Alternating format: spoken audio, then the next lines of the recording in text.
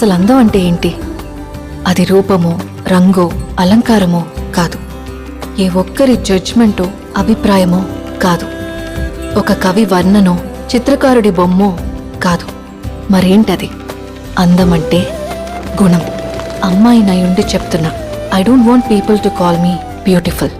దాని బదులు నీది కష్టపడే తత్వం, నీలో కరుణ ఉంది, నీకు ధైర్యం ఎక్కువ, నువ్వు తెలివైన దానివంటే నాకు సంతోషం. Address us by our qualities. MS Subbalakshmi అంటే భక్తి, అందం కాదు. మదర్ తెరెసా అంటే కరుణ, అందం కాదు. ఐన్ ర్యాండ్ అంటే తత్వం, అందం కాదు.